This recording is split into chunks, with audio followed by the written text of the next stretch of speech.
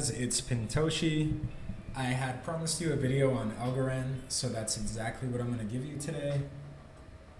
What we're going to discuss is how we identified the trade, how we planned it, and how we executed it. So initially when I first tweeted the trade, it was back around 54 to 56 cents. And the first thing that I had noticed at the time was that there was a significant volume change. This is more apparent on the daily chart, so I'm going to go ahead and switch to that. Right around here, where this first started to break out and form its first higher high since August, is when it was really noticeable, and this is your first signal.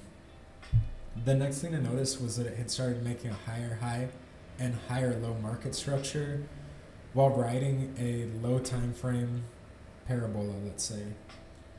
The most important thing to identify though was the August highs.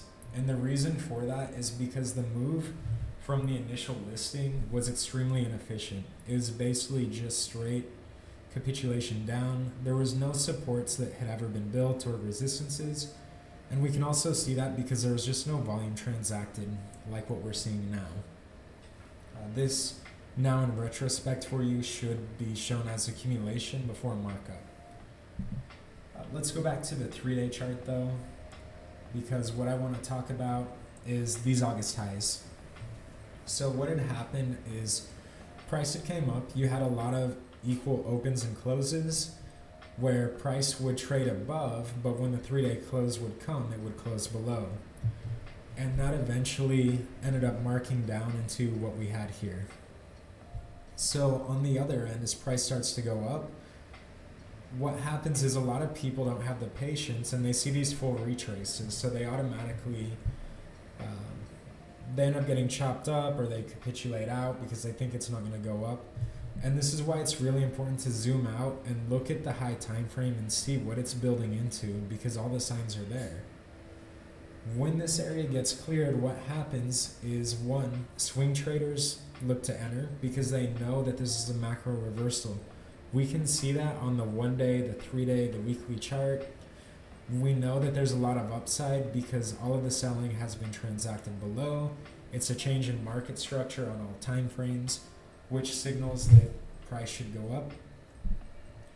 The next area of interest is we're going to extend this trend line out from the time that capitulation happened to these two retests of this trend line here. So we know a third is likely because it's going to act like a magnet over any given time. And we really saw that when we got to, let me find it, my apologies.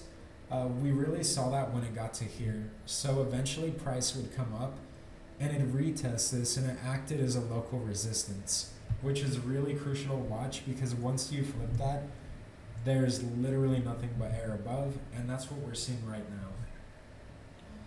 So I entered this trade with the idea that this would go relatively parabolic and pretty quickly. So once we cleared these highs, that's exactly what happened. We basically teleported right to this trend line and interacted with price here.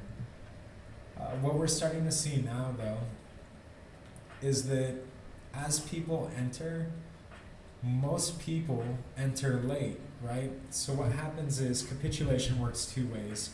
It works on the way down, and that's what you normally see referenced is, oh, everyone capitulated, price can go up. Well, it happens the other way too. Out of all the previous months, where was all the volume transacted? It was transacted at the highs. So basically what happens is people are watching from the sidelines, they can't take it anymore, and they just end up panicking in, just like they would panic sell. They panic buy. And those same people who are buying here are likely to sell down here.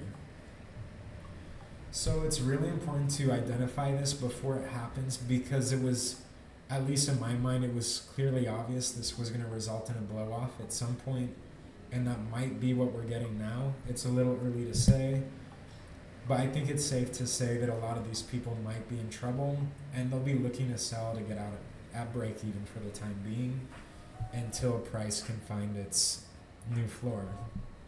So how we can identify that this is likely to result in a parabola is that essentially each consolidation gets shorter than the last. So we have something like 10 days here, and then a week here, 3 days here, and each time it gets shorter as the trend accelerates. And we know for price to continue to move that way that we should continue to see that. When we stop seeing this acceleration and price starts to sell, we know that the market's having a hard time finding buyers, and at that point it's going to start finding sellers.